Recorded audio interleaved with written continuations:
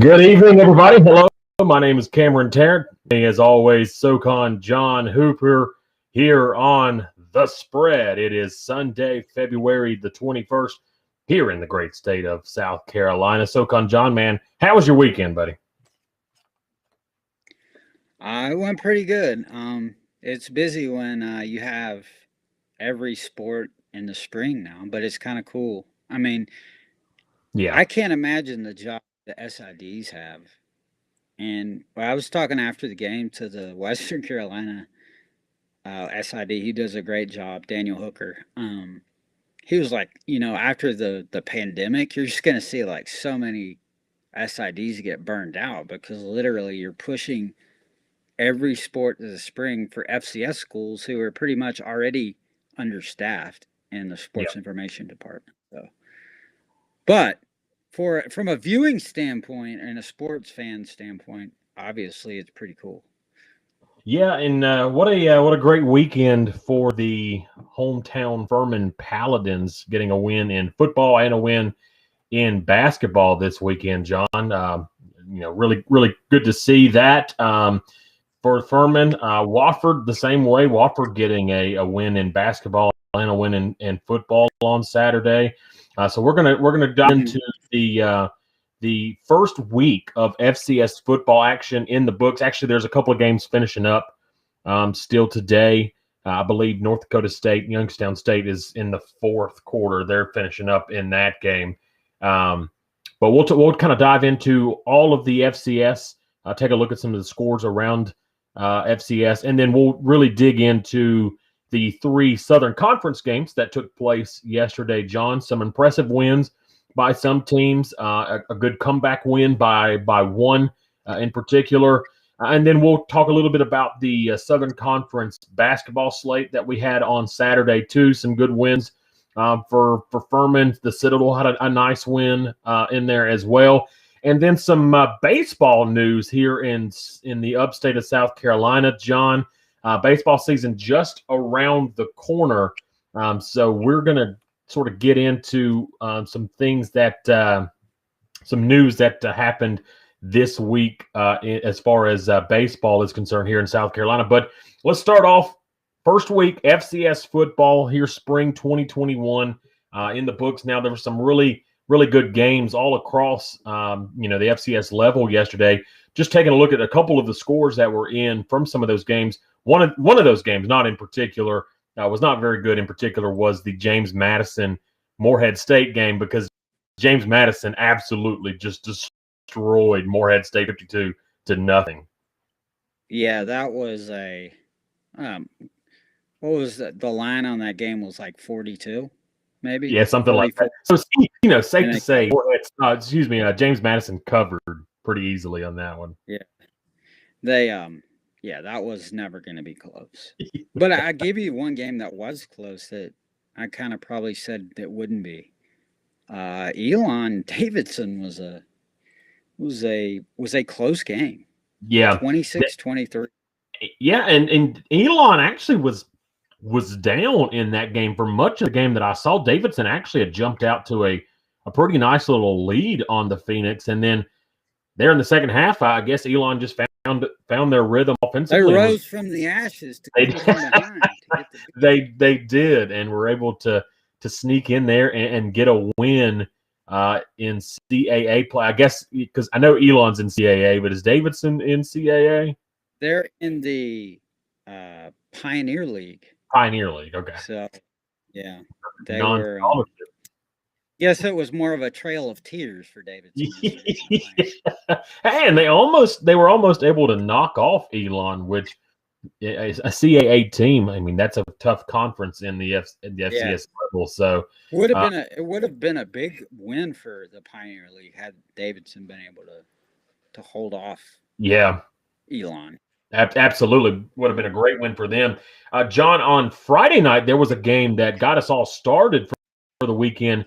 And what a great game. South Dakota State at UNI, at Northern Iowa, in the dome up there, and South Dakota State able to squeak out a win over the Panthers. Yeah, that game went back and forth. Actually, Northern Iowa had a lead late 20-17. South Dakota State makes a I guess there was about, they started the drive with about 6 minutes left and drove down and scored, I think, with like 18 or 19 seconds left and made it 24-20. And then some kind of real, I thought, questionable clock management maybe by Northern Iowa to end the game Yeah, because you remember the yeah, quarterback stays in bounds. So, yeah. You said you texted me on Saturday, I think, and it was like um, Northern Iowa yeah. fell all day and let the time sort of run out on Yeah, them. exactly. I was like, what are you doing? I mean, and maybe that, the play call probably had something to do with it too, but Yeah, that was a good game. I mean, I yeah, thought turnovers hurt, early in that game. I think turnovers sort of hurt South Dakota State a little bit. But really turnovers both ways, and but they cleaned it up in the second half, and it was a very good football game. So. this one just ending just a few minutes ago, and sort of a shocking aftermath to it. John, neither one of us expected the goal to pull off a win against the Governors, but that's exactly what Tennessee Tech was able Wow. to do against Austin Peay Miss 27-21. Wonder, and Tennessee Tech's been known to do that. I mean, they did Yeah, that at Samford last year. Um, I think we talked about Fisher at quarterback for them, and yeah, is a very good player.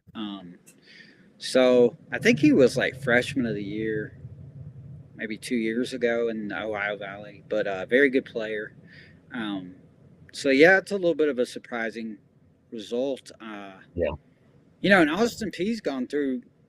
I want to say since they played Furman, I think they've gone through two head coaches. Wait, they had a coach in the fall.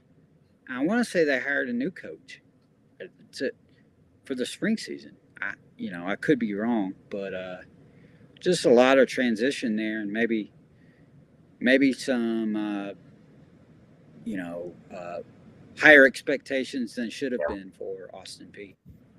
Yeah, so an interesting game there in the OVC. John, currently this one's finishing up, but it looks like North Dakota State, the reigning national champions, like the reigning national champions for essentially the last decade, that it seems like. Decade. North Dakota State going to hold on and win and beat Youngstown State. They're currently leading 25-7 in the fourth up in the Fargo Dome. They just seem to reload every year. I don't know how you beat those guys. Yeah, it's going to be.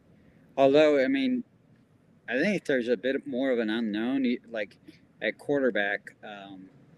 Obviously, I don't think they've remade Trey Lance anytime soon. So, but I mean, I think they're very good, all in all facets. So it's going to be tough to beat them again. Yeah, absolutely. All right, John. That was some of the games around the FCS happening this weekend. But let's get into the Southern Conference because there were 3 games yesterday, and 2 of them actually. Look, Wofford got it. It ended up being a pretty big win for the Terriers. But I'll say this: Mercer didn't look bad. They kind of a little rusty offensively, but they put some drives together early on, and defensively they were playing pretty well against the Terriers. But I guess second half there, it just kind of got out of hand for the Bears. Wofford ended up winning 31-14. Irvin Mulligan for Wofford, a pretty good day, 90 yards on the ground and a touchdown for him.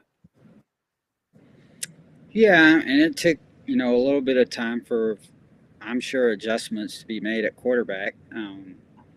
But I think they're wanting to throw the ball a little bit more this year Yeah. because what happens to them almost every time they get in the playoffs, they get to the quarterfinals and meet a North Dakota State, and Yeah. North Dakota State makes them one dimensional. Well, you just can't run against North Dakota State. You got to be able to throw. So that's the whole reasoning behind them trying to be a little bit more diverse offensively. But defensively, we both thought that would be their strength coming in. They were sort of a bend but don't break defense early in that game, but Yeah. they seemed to, gotten things together as the game went along.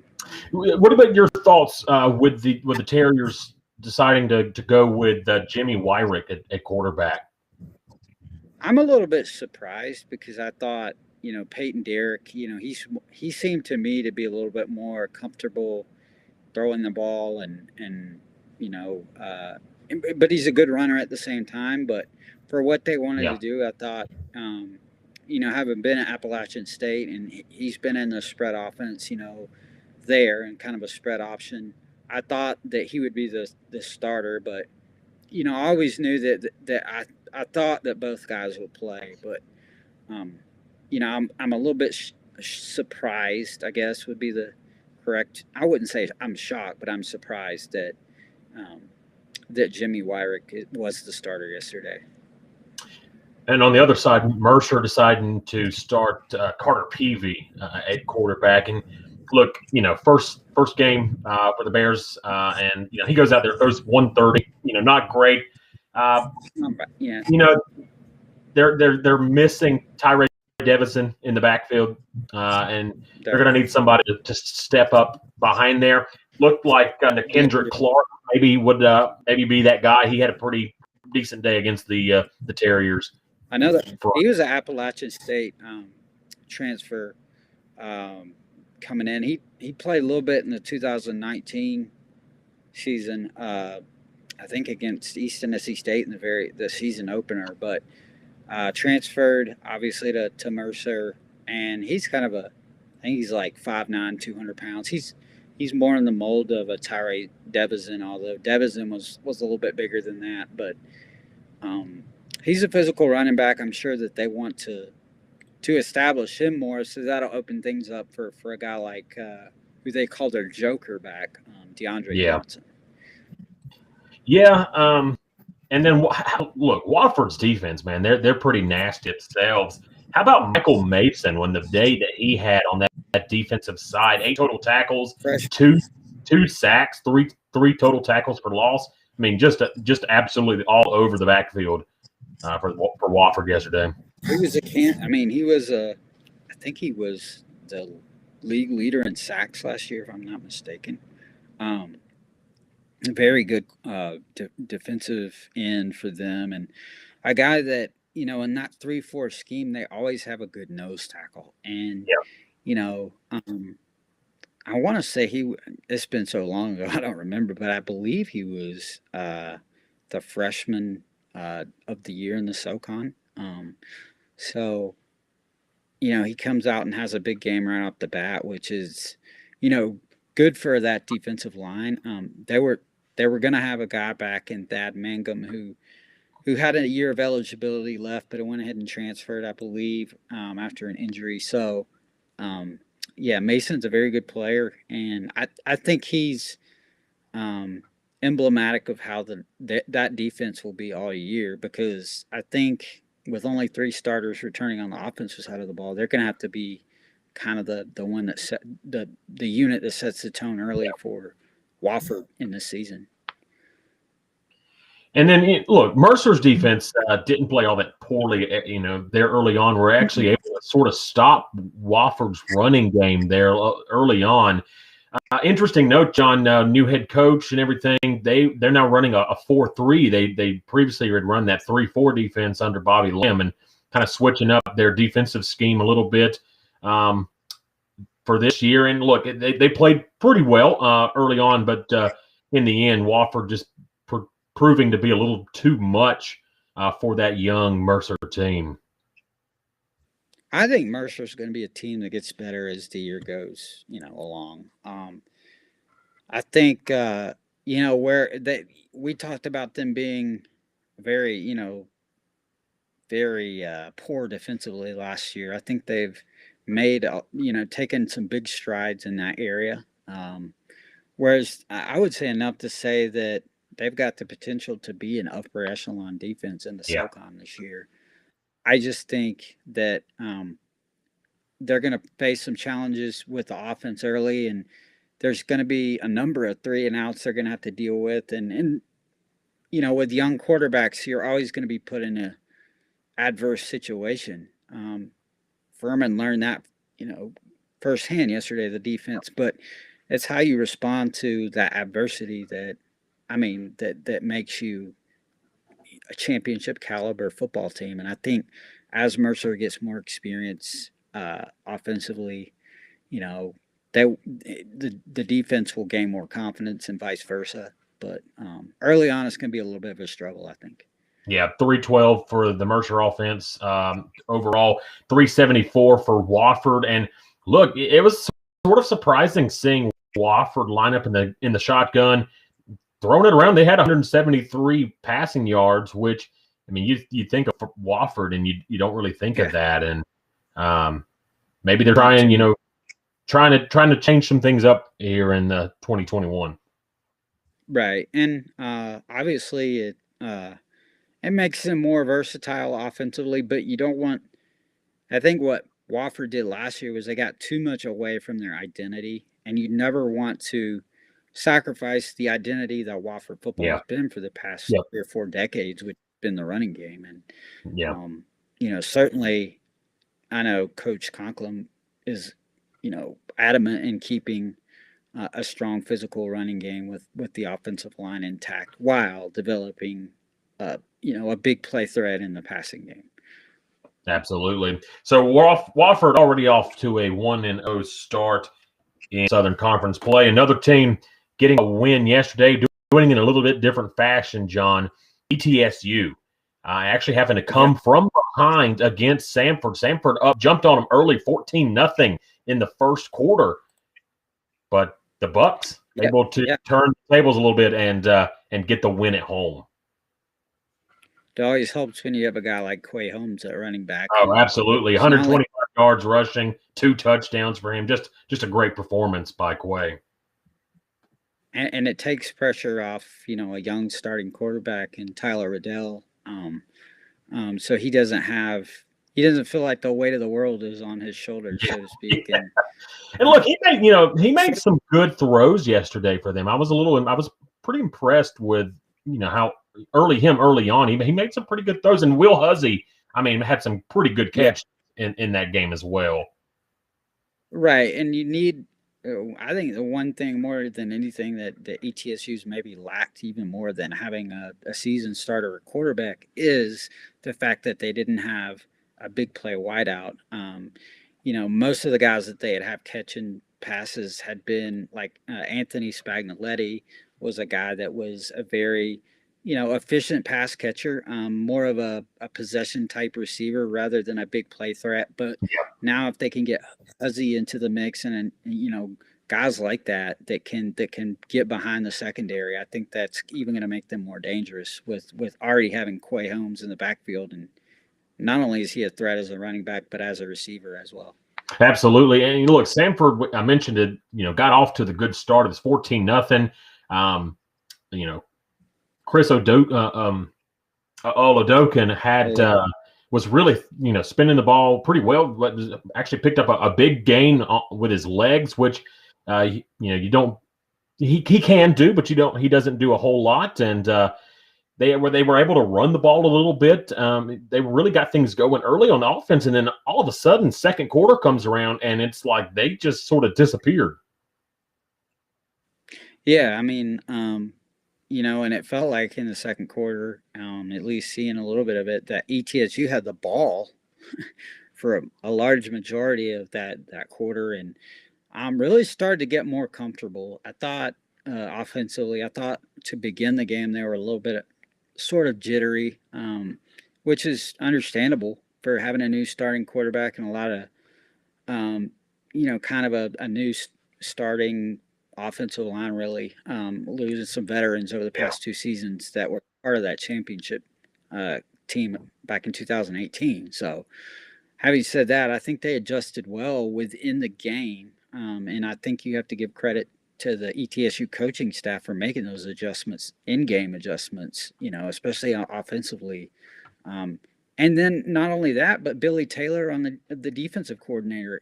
After Samford moved the ball early, ETSU made adjustments defensively. within their, what they call a 3/4 slant 50 defense that they've been really good at under Billy Taylor, and they were able to slow down a fast break offense from Samford and kind of minimize the damage that Oladokum was able to do Yeah, throughout the game. early on, I was a little nervous about my pick there of ETSU. It looked like Samford was going to just have their way, and then that defense showed up there in the second quarter, in big part thanks to guys like Donovan Manuel, nine total tackles, two sacks for him. Elijah Huzzy, Mike Price, several of those guys on that ETSU defense stepping up there, forced two big critical Oladokin interceptions in that game, and were able to get it done at home. Which look up in Johnson City, it's a tough place to go in and win. Right, they've won a lot of close games up there in Johnson at Green Stadium in the past couple of years, and certainly they've made that, even with limited amount of fans, I think that they're pretty rowdy up there, and I think only as the season goes along, I think this is the team that seemed, a couple of years ago kind of gained momentum as the season went along by winning close games. It'll be interesting to see if that is kind of the MO that they have this year. Absolutely. So ETSU off to a good start in conference play as well. And then, John, you were at the game in Greenville yesterday between the hometown Furman Paladins taking on Western Carolina. And look, Western jumped out early. They got that big interception off Furman's first drive, taking it inside the red zone, and then was able to punch it in. Ryan Glover with his legs there, 7-0 Western Carolina, and then the Furman machine got going. Yeah, I mean, they, even on the touchdown, the defensive players were disappointed because they felt like it was 3rd and 8 right there. There was a missed tackle. They had him, kind of in the backfield for maybe a loss, and he kind of shakes off a tackle and gets into the end zone. But, if they hold him obviously there to even a field goal, I think that would have been, to a veteran defense, that would have been a huge way to start. But I think Furman's defense was played confident all afternoon, which is something they showed in phases last year, but really, or in 2019, but really for the whole season, they didn't. They weren't consistent in doing that, and I think the adjustments made as far as defensively and putting more guys like Elijah McCoy outside and moving him from inside linebacker to outside, it forced everything. It put Furman's speed all on the outside, so it forced everything on the inside, and Western Carolina just didn't have enough against that big Furman defensive line to really move those guys out of the way. Yeah, look, Furman's defense was absolutely smothering all afternoon. Western Carolina with 5 total first downs and only 109 yards of total offense. I mean, just couldn't move the ball, couldn't seem to get anything going. Their biggest biggest chunk of yards, they had 67 on the ground and only 42 through the air. They just could not move the ball. Meanwhile, on the flip side, you have Furman's offense that if it wasn't for a couple of interceptions, one of them Hampsis and bad throw, the second one off the receiver's hands, not really Hamp's fault there. He put it in a good spot, and the tight end just missed it, just let it bounce off his hands. But if it weren't for those 2 interceptions there, John, I mean, that Furman offense was nearly unstoppable. And the 3rd interception, the guy ran the wrong route, so not really the quarterback's fault either. So it's interesting because you don't see a lot of teams turn the ball over 3 times and win 35-7, and the other team does not turn it over. So I think there was the Western announcers were telling me that something like if one team turns it over 3 times and the other one doesn't turn it over, the win percentage for the team that doesn't turn it over is 96%. Yeah. So, obviously, Furman had more than enough to overcome that. I really liked how they the Western announcers also just talking. They were like, Furman has like 30 running backs, so like in the second half, like here's another running back, that we haven't seen, and it did kind of feel like Furman had like, all these running backs, but then you look at the receivers and 10 different guys catch a pass, so it wasn't like they Which were just running the ball either. that was big. 10 guys had a carry for a rush, but you mentioned that stat about the receptions, and we talked about it on Thursday, is who was going to step up for Thomas Gordon in his absence this year at that wide receiver position. And surprisingly, look, I was thrilled with what I saw from the Furman passing game in this first. Granted, 3 interceptions aside, 2 by Hamp, 1 by the backup, Jack Harden there late in the game. Take those 3 interceptions aside, I was actually pretty pleased with what I saw with the Furman passing game, especially the deep ball. The deep ball, Hamp threw one there in the first half. That was just, Peterson. Oh, it was just a beautiful. He couldn't have put it on a better spot either, with the safety coming over the top. Yeah. Right, and he put it like in between 2 guys because the guy was playing over, like you said, a cover, kind of like a cover 2. So he was coming over the top, and he like dropped it in between the 2 guys. Oh, yeah. And credit to Zach Peterson, who caught the ball, had enough concentration to catch the ball between 2 guys, which is not easy to do, but especially when you think you might get your head taken off. Yeah, Zach Peterson, impressive catches, 84 yards and a touchdown for him. The running game, did Western Carolina even try to tackle one of these running backs? Because it didn't seem like it. Devin Wynn busting off a 100-yard game and a touchdown. Devin Abrams having 57 yards himself. The guy that really, though, in the second half, you get to see a little bit of him, is Kendall Thomas, a guy that, he's got some breakaways. If he gets into an open space, he's going to be tough to catch. Similar to Wayne Anderson. Yeah, with him, I was also impressed with the Dominic Roberto. Yeah, he's kind of the bell cow, I guess, or Clydesdale of the running game. He was putting his head down, man. He was getting after it. But I'll say Abrams too. Devin Abrams is a guy. He's pretty. I think he's the best of. I think he's a combination of Devin Wynn and Dominic Roberto in a lot of ways, and then he also catches the ball well. So they've got a lot. Furman's got a lot of weapons at running back. Even like Chase Abshire saw, I think he got a carry or 2 in there. So Furman's got, the depth at running back is, even though they don't run like necessarily a true option offense, they have as much depth as maybe like a Georgia Tech or somebody would have it at running back. So I was impressed, though, with the amount of plays they had called to throw to their running backs. They're very confident in those guys catching the ball and making plays in open space, which I saw more of that yesterday than maybe I saw in a lot of games last year. Absolutely. For Western, what are they gonna? What? I know there's probably a lot of things, but if you're Coach Beer, what's one thing that you're really looking at this week in practice moving into next week? Well, I think they have playmakers. I think Donovan Spencer is a guy that they've got to get the ball more to.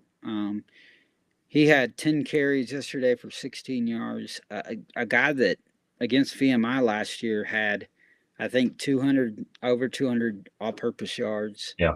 And he's kind of their big playmaker. They've got to find a way to get the ball to DeQuan Patton, who a couple of years ago, when Tyree Adams was a quarterback back in 2018, had like 159 yards receiving and a couple touchdowns, I think, against Furman, which were both career highs, but gives you an indication of when they give their quarterbacks time to throw, what they can do and what they can be offensively. Um, I think really, you know, they've got to get better on the offensive line. I thought they'd be a little bit better. We knew like going into last year that they would have 5 new starters, and it was going to be a tough season to get those guys, seasoned and broken in. But now they've had a season to go through that, and these guys have to be, they have to hold their blocks better and make more. They got to get out and make blocks in the open field to get like guys like Donovan Spencer free to make plays and like the athlete they have at quarterback, I think, in Ryan Glover. Yep, they've got some top playmakers. They just got to sort of mesh. And look, I didn't think their defense was. I just thought it was a case of them being on the field, like just literally all day. I mean, they ground down. Like. Well, you look at the time of possession, Furman had the ball for 41 minutes. Yeah, you can't put your defense on the field for 41 minutes. Not against a team that loves to run it. And look, to Western's credit, they only gave up points in the second half. Right. Yeah, at that point, I mean, Furman, is kind of a team that's, kind of the way that Clay Hendricks has built them is kind of like a bulldozer. I mean, they just they love the power running game, and that played right into their favor yesterday when the defense is playing that well. I mean, Furman's just gonna hit you with a combination of running backs in that offensive line all day. Yeah. So a good start to the season for Furman. A good way to begin their campaign towards a conference championship potential, and hopefully a shot in the narrowed field that is going to be this year's playoff. So a good way to start for both Furman, or for Furman, ETSU, and Wofford in conference play. Hopefully next week, John, we should get to see the Citadel first time in the 2021 spring season as well. Hopefully we'll see about Chattanooga next week as well. They don't know what they're going to do. They're playing hide and seek. So they got to find somewhere to play first. So. They've got a lot of I mean, their coach. Okay, so they wanted to play in the fall, and they've already I heard they've already finalized their 2021 schedule. So they don't see I don't think Rusty Wright sees the point in the spring season. So that's interesting to me. Yeah.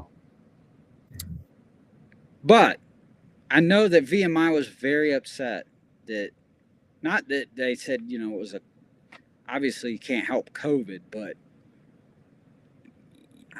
I'm not going to say there's a conspiracy out there, but I just know VMI's coaches were upset that there was no game. That's oh, look, you practice. Read what you want to into that, but well, look, I'd be upset too. Yeah, I mean, you practice all fall, all winter to this point, and then a couple of weeks before the season's ready to start, your team, your opponent is like, now we play. So I'd be a little upset. I heard from a source that Chattanooga didn't even all these other teams had time to practice, and Chattanooga apparently didn't start practicing until a week, literally a week before the game. They were just like, let's go out and practice, and then they end up testing positive for COVID 2 days into practice, and they're like, well, so, and everybody else had been practicing for 2 weeks, right? So I don't know. It's a real weird situation. It is. Hopefully they play. Yeah. All right, for all of our listeners out there, just want to throw it out there that while you're watching us live on YouTube, Facebook, and Twitter, go on there and comment a question, or just make a comment about something that you're excited about this fall or this spring, or ask us a question. We'll pop it up here on the live stream and try to give you an answer, and just kind of have some audience interaction. That's one new feature that we're going to try to roll out here on the spread. John, let's move on from the football now. Got the first week of FCS action under the belt. We're winding down the basketball season now. Had a great weekend, great Saturday of SoCon basketball on Saturday as well. Look, UNCG, they had dropped it. They've been kind of dropping a couple games there recently. Get back on track with a good win Saturday against Chattanooga. Not easy against the Chattanooga team that had won 7 straight or something. Something like that, yeah. Yeah, the Mocs playing really good basketball right now, and had UNCG lost that game yesterday, of course, Furman would have been in first place by percentage points. Yeah. So interesting that Samford has posted that, obviously the game yesterday was canceled. I find the wording interesting on this because if you'll notice, Furman's games are just postponed against Chattanooga and Samford. Yeah. But against TSU, it's canceled because neither team has a shot to win the regular season title. My theory is if there's no tournament, those postponed games will be played. Like the Wofford-Samford game, which is scheduled for tomorrow night, is postponed. That's interesting. Yeah. No, that's an interesting sort of point there, an assessment of that, John. I hadn't really even thought about that. I mean, there's no at this point. I would assume that there's no, potential for a not having the tournament, but you never know. But yeah, that's because you couldn't just award UNCG because they played all their games, because the other teams that didn't play all their games, and that wasn't them that tested positive for COVID. So you can't. It's hard. It's hard in a season like this because you can't really say it's anyone's fault. I mean, it's not. But you have to try to be as fair as you can, and I think that's why those are listed as postponements. Obviously, I think a tournament will be played, but yeah. At this point, I don't see any reason why it's not going to be played. Yeah, and obviously, I think Furman's playing really good right now. UNCG's obviously a very good basketball team and on track to win it if they should win out. Yeah, it was a good all around day for schools like Furman because winning in basketball and football. Wofford same way. Wofford crushed. I mean, it was just a terrible day for Western Carolina basketball and football. There's a whole strange, there's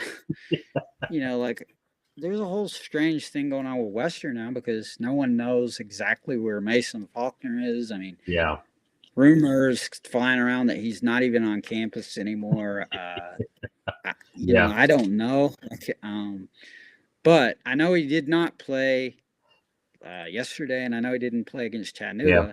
And I know he didn't start in the game against Furman, so I don't know exactly what's going on with that situation. But certainly, when you lose your leading scorer, I think in the long run, if it is the case where he left the team or he's not at Western anymore, I think it'll be addition by subtraction, if that makes sense. Yeah. And I think some teams fit together chemistry-wise better than others. I think Mason may fit what Western was doing more last year than maybe this year, if that makes sense.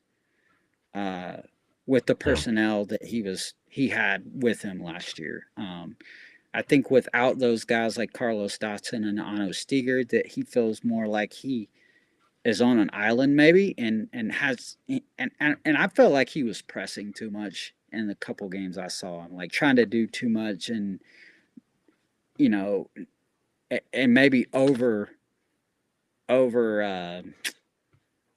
trying to do too much, I guess, rather than putting too much pressure on himself rather than getting his teammates more involved. I guess would be the best Yeah, way to no, put it.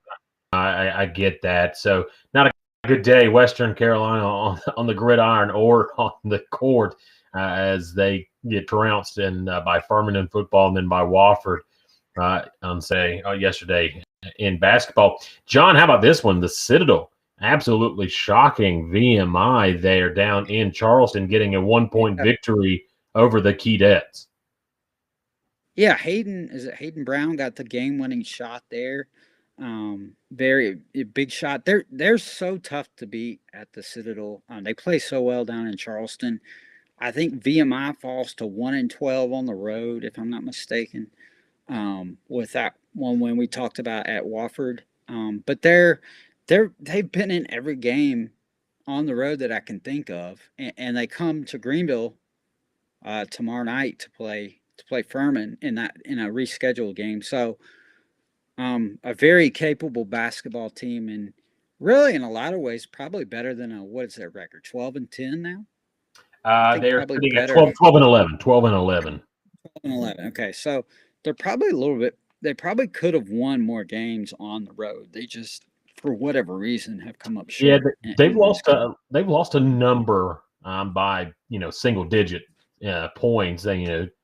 Couple possession games there. So yeah, VMI could very well be looking at a better record than where they're actually sitting.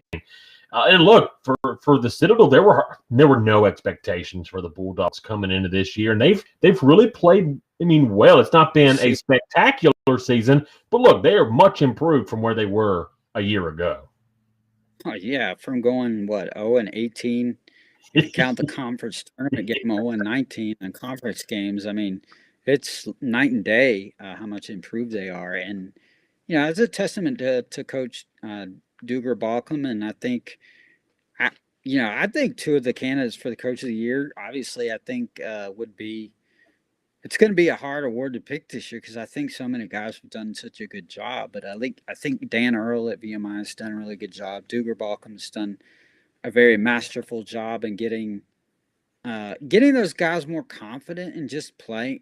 Just really playing with confidence. I think there were aside from not having everyone healthy last year, they were a young basketball team and one that needed to kind of go through the experience of losing before they could learn how to win. Yeah. And then there's Furman getting a win yesterday at home against excuse me, they were at home, weren't or no, they were at Mercer. No, they're on the road. Yeah. Yeah, they were at Mercer, down in Macon. Getting a win on the road against the Bears down there 70-60. Furman's starting to put it together here late. Yeah, the game, the second half, Mercer actually had a 32-31 lead, and then a 13-0 run by Furman, which was kind of ignited by Noah Gurley on a steal and a tomahawk one-handed slam. Kind of was the momentum shift in that game, and with a lot of family members on hand, I know Noah had a very good game. He had 24 points and 10 rebounds to kind of highlight three guys in double figures for Furman. Jalen Slauson again off the bench with 12 points. Yep. Furman's bench outscores Mercer's 20-0 in the contest. That's unbelievable. Mercer didn't have a single bench point, which is just incredible. The only guy that took a shot was Gary. He went 0 for 5 for Mercer. Right. That's so bizarre because they had been pretty good off. The bench scoring had been normally pretty good for them last year. I mean, earlier in the year, but I don't know, for whatever reason they just Alvarez was kind of the guy for them, and then Furman did a relatively good job of defending who I think is their best player and an all-conference player in Ross Cummings. I got to ask you, John, what's going on with Clay Mounts?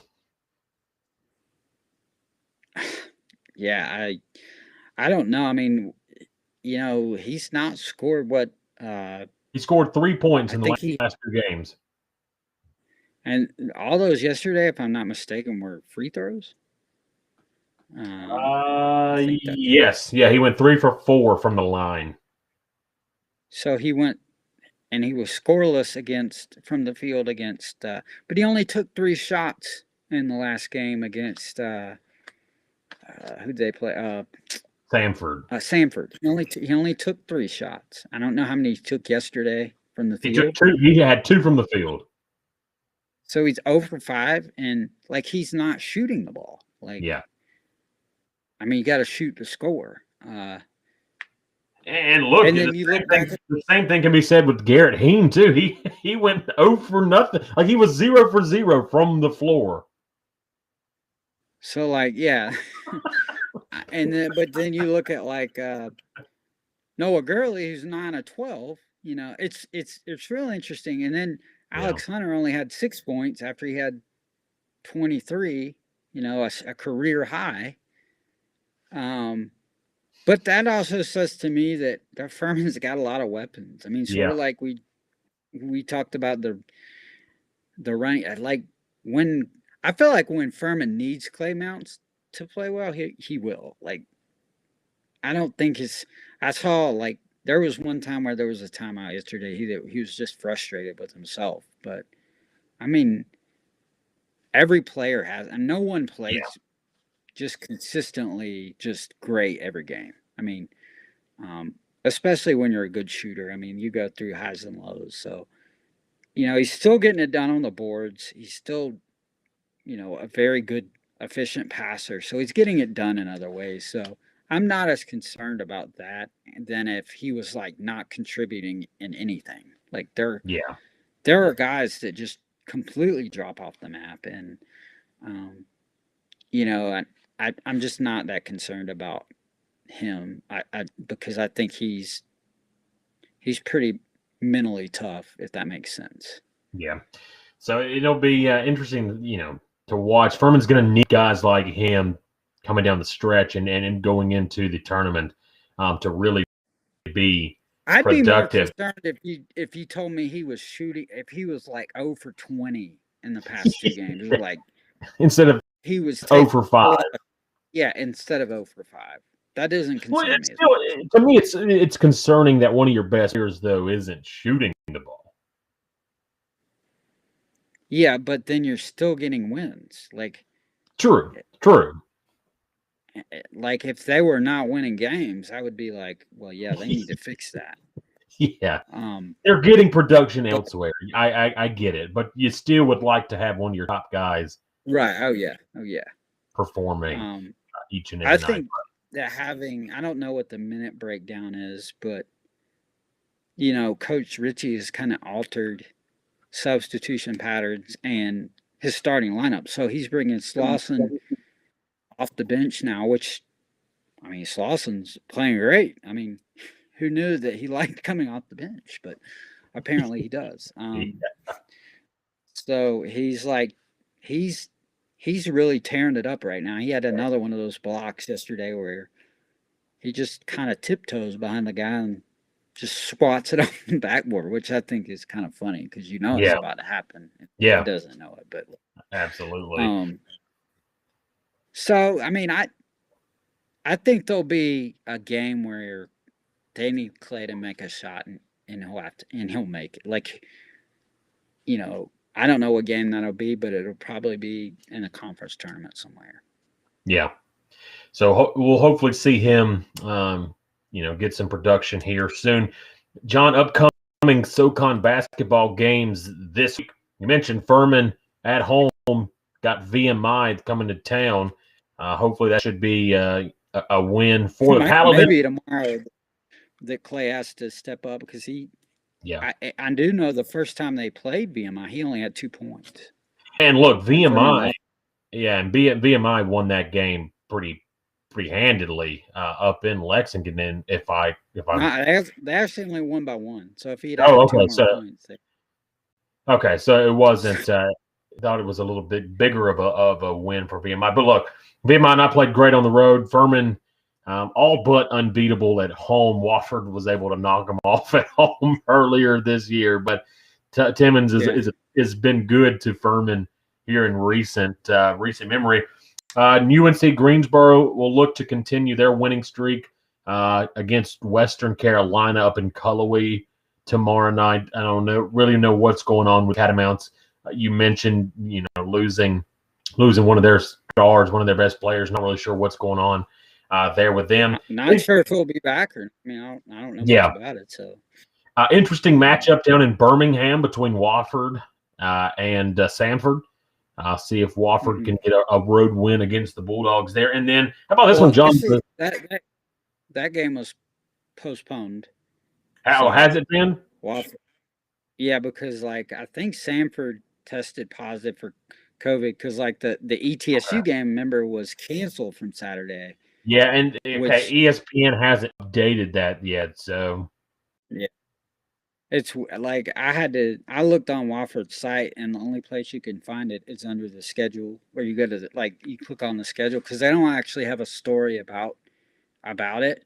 Like some schools do, a story. This 2 sentences. This game has been postponed, but they didn't have one on there. So if you go to the schedule, which is understandable. I mean, there's a lot going on right now, so I don't the SID at all, but if you go into the schedule, it says postponed, or next event is they don't play a game until they play Furman on Saturday, on Senior Day. Gotcha. So Wofford is pretty much done, whereas Furman will do the reverse Wofford. You remember Wofford had 5 games in that week coming up to the Furman game, and then they played Furman, and by that time they were supposed to be exhausted, but apparently they weren't. Furman had the week off and looked like the more tired team in that game. Yeah, it showed in that one.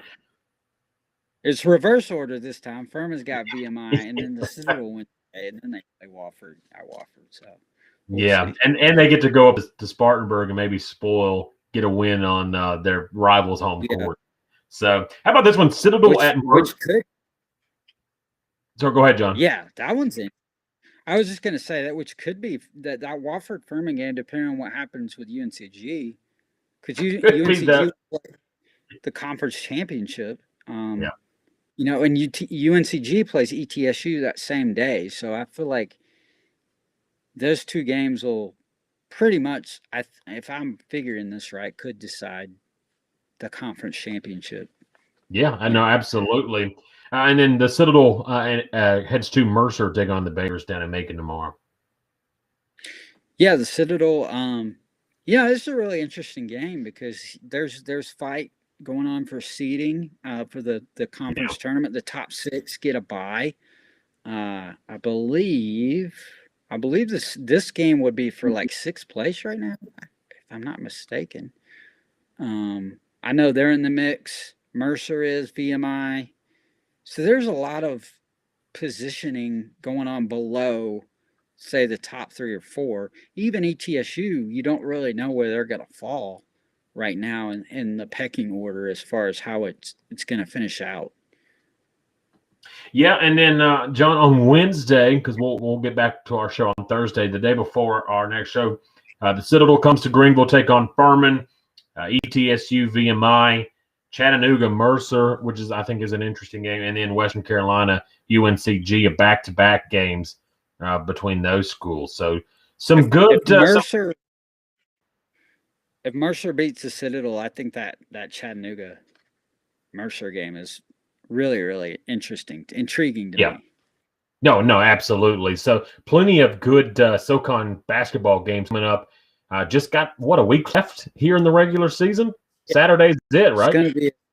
It's gonna be a free for all to the end of the season. So, really, no one knows who's good. Where I think Sanford's probably only guaranteed the last seed. I could be wrong,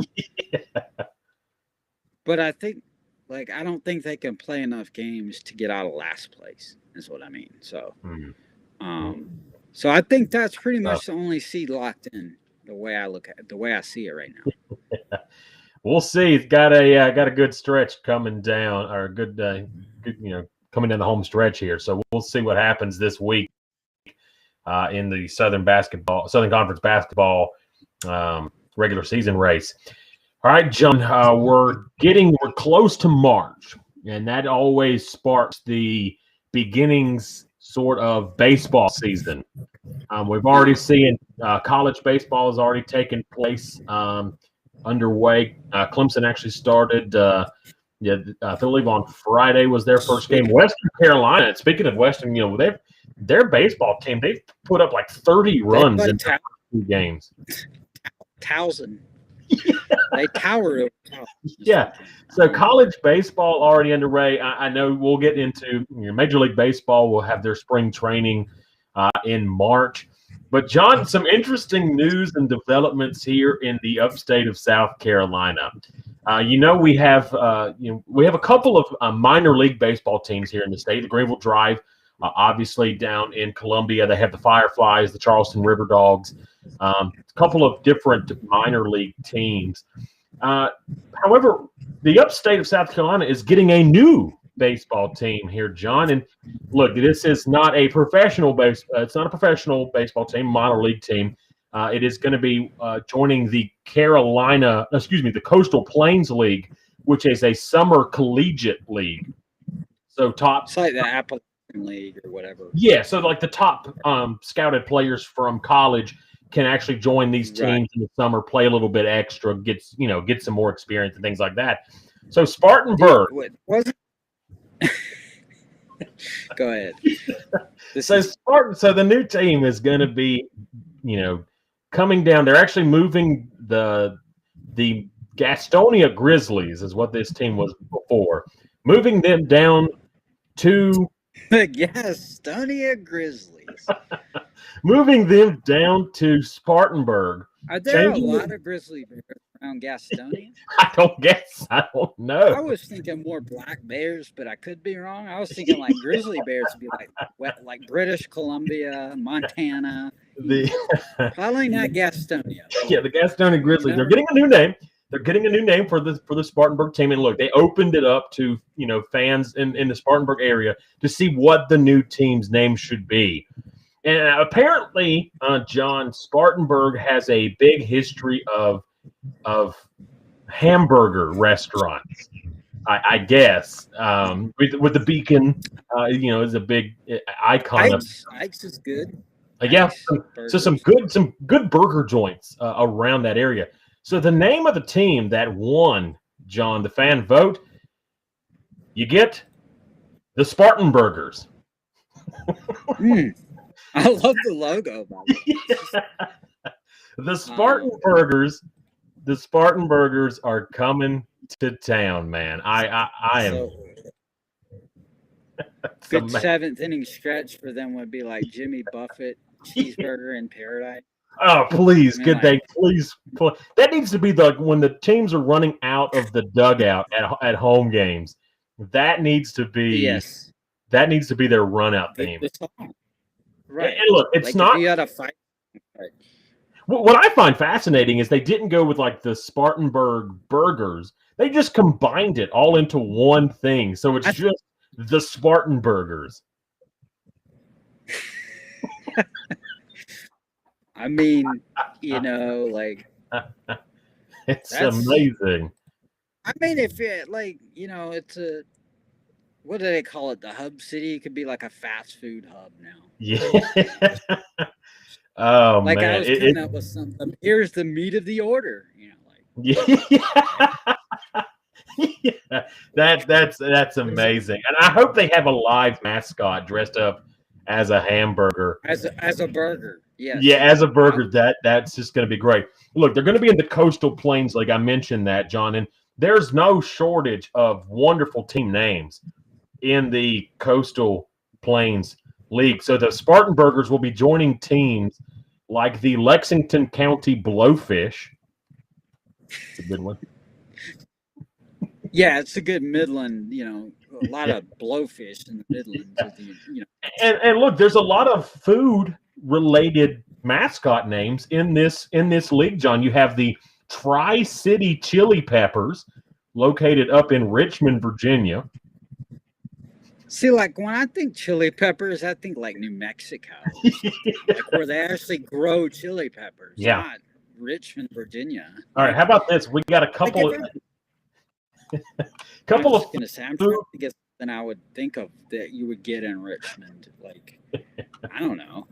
Not I mean, chili I guess that's not chili peppers. No. yeah. I mean, like maybe okay, so like the Capitals or something like that, or I don't know. Something Like, you would think. yeah. You would think they could come up with something a little better than the chili peppers. All right, how about these? There's two, John, located in the state of Georgia. Both of these are located in the state of Georgia. They're food. There's some team called like the Sand Gnats, but that's not. Go ahead. Sorry. So both of these teams in Georgia, they have food mascots, but they're also their name rhymes with the city that they're located in. I know one of them. Can I guess? Go ahead, give me a guess. Is one of them making bacon? It is the Macon Bacon. I love it. The Macon Bacon. It's amazing. The other, John, the Savannah Bananas. Wow, that is pretty cool. Now, like Savannah has the climate that you could actually grow bananas. I think it's more of like a rainforest type climate down there. So I could see that. I could see the Savannah bananas, and the Macon bacon's amazing because what is better than country cooking than bacon? Like it's pretty much synonymous with like the type of food you get in the South, right? I mean, the Macon Bacon. I think that in itself is one of the best. So teams. there'll actually be a game between the Spartanburgers and the Bacon. The Baconator. You could have the Baconator. You could call it like the Baconator Bacon Burger. Wendy's has that, right? You could have like the Baconator sponsor. It needs to be sponsored by Wendy's. That'd be amazing. When you combine the bacon and the Spartanburger, you get a Baconator. Yeah, I'm for it. Other teams in this league, not quite as cool names. You got the Wilmington Sharks, the Morehead City Marlins. When the Chili Peppers play, could we have a chili burger? You could. You could. I like you have the Martinsville Mustangs. I think that's the Florence Red Wolves. That's also here in the state of South Carolina. I would think like the Florence Red Foxes, though. Or like and their team Swamp Fox. Come on, Francis Marion. Like the Swamp Fox. You could. And I'm not sure about this one, John. The Wilson up in North Carolina, the Wilson Tobs, TOBS. Their mascot's a turtle. I don't know. I have nothing for that. That sounds like too. Like I don't even know. Like I was thinking more terps, but like, okay, Yeah. I don't know. Maybe that means like my vocabulary is not very biologically diverse, so Right. I would think like tadpoles. Yeah. Maybe I don't know. Like or just something that starts with like the Wilson Wonders or something like something that starts with the W. Yeah. Wonder Burger. The Wilson Wonder Burgers. One more time here, everybody. The Spartan Burgers Coastal Plains League Collegiate Summer Baseball team going to be starting up this summer in Spartanburg, South Carolina, being played over at Duncan Field. So the Spartan Burgers making their debut this summer.